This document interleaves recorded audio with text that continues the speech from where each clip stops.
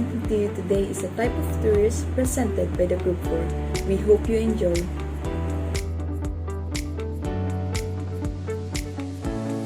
Flagg's model of allocentry and psychocentry is one of the best and known theoretical models in the travel and tourism industry. Since Flagg's seminal work on the rise and fall of tourism destination back in 1974, a vast amount of subsequent research has been based on or derived from this concept, so it is pretty important.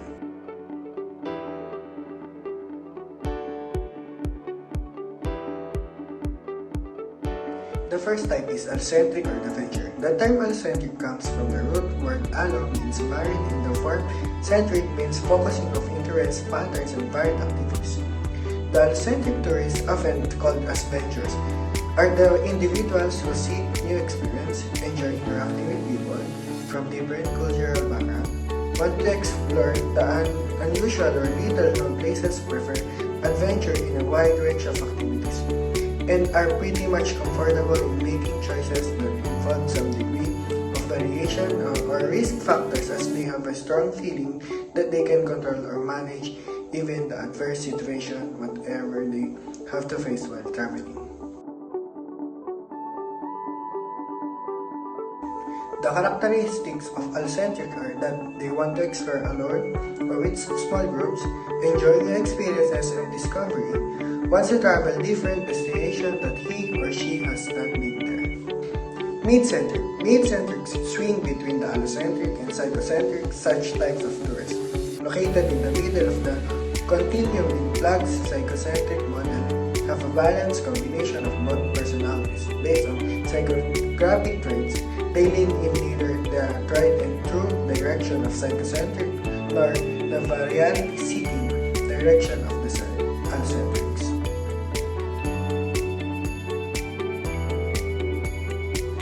The characteristics of mid-centric are they are willing to take the risk, want a controlled environment, curious to something new but also need some planned activities.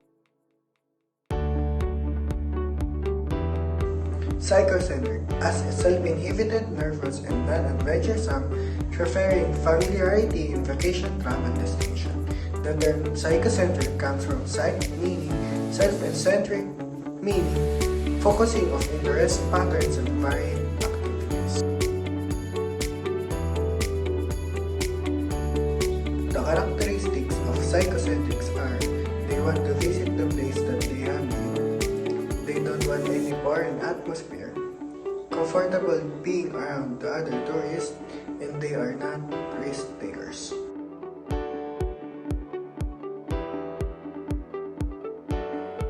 Cohen's model. The Cohen's theory is well known for being the first to attempt to categorize types of tourists.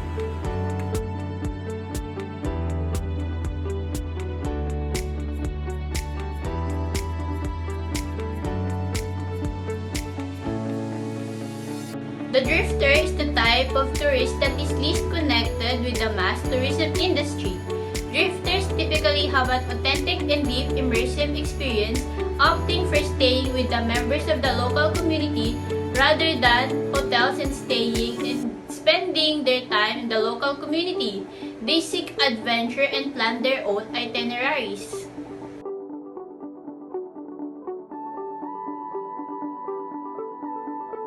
The explorer do often have a little more interaction with the commodities associated with the tourism industry. For example, an explorer may travel independently and enjoy their immersive experience, but they may rest their head on the hotel pillow and enjoy the rest of the day.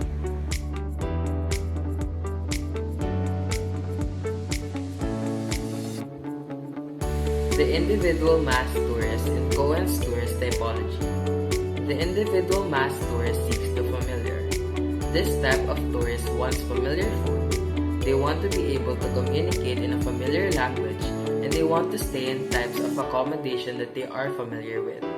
However, the individual mass tourist is not constrained by the likes of group tours and activities. Yes, they may book their holidays through a travel or use a local tour guide, but they will typically opt for solo travel over group tours.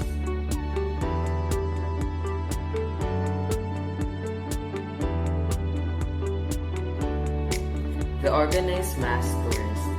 The last of the types of tourists outlined in Cohen's tourist typology is the organized mass tourist.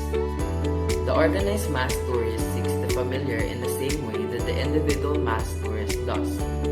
However, they tend to do this as a part of an organized group. This type of tourist seeks the familiar over novelty every time that they are often found with tour guides and undertaken group tours. The organized mass tourists will generally have an itinerary or a plan and they will stick to it. Pierce's travel. Pierce, on 1996, described his theory as distinguishing between intrinsic and extrinsic motivation at the four lower level of the system.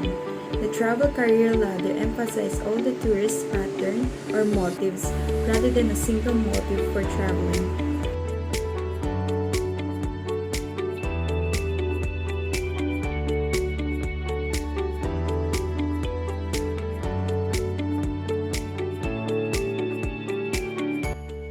Here are the 15 Pierce's traveler categories based on the major road-related behavior. The first one is tourist.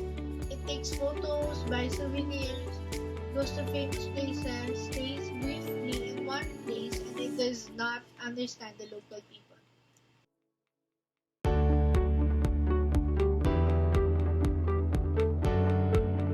The second one is explorer. It explores places privately. It is interested in the environment. It takes physical risks and it does not buy souvenirs. Also, it keenly observes the visited society.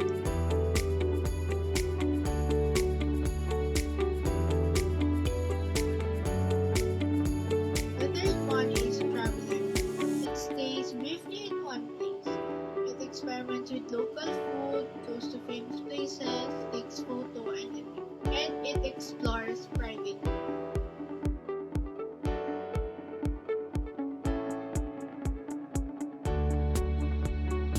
The fourth one is missionary. It does not buy souvenirs, searches for the meaning of life, does not live a life of luxury, does not seek sensual pleasures, and it keenly observes the visited society.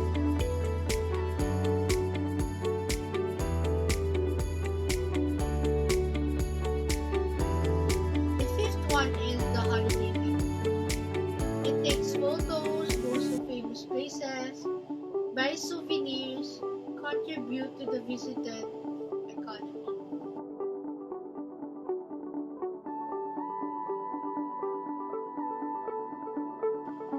The sixth one is the overseas student. It experiments with local food, does not exploit the local people, takes photos, keenly observes the visited society, and takes physical risks.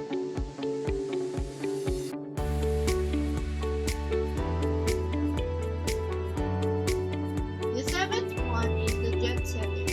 It lives a life of luxury, is concerned with social status, seeks sensual pleasure, prefers interacting with people of his or her own kind.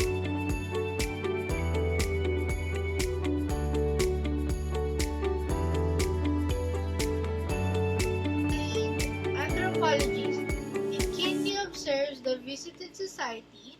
It explores places privately. It is interested in the environment, and lastly, it does not buy souvenirs.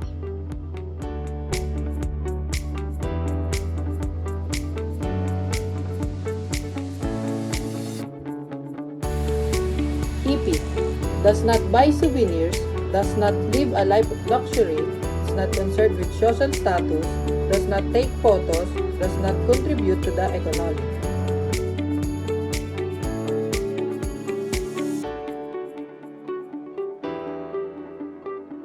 Migrant has language problem, prefer interacting with people of his or her own kind, does not understand the local people, does not live a life of luxury, does not exploit people.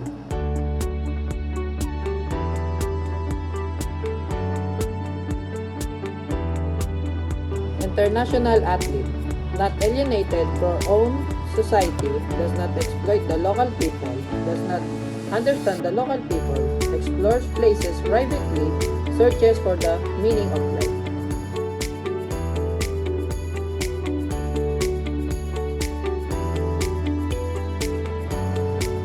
Conservationist, interested in the environment, does not buy souvenirs, does not exploit the local people, explores places privately, takes photos.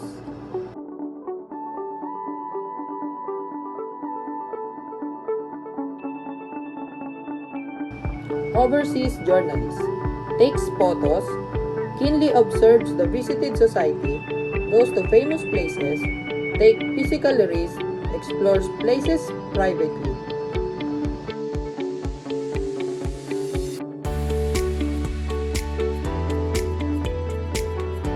Religious pilgrim, searches for the meaning of life, does not live a luxury, is not concerned with social status, does not exploit the local people, does not buy souvenirs.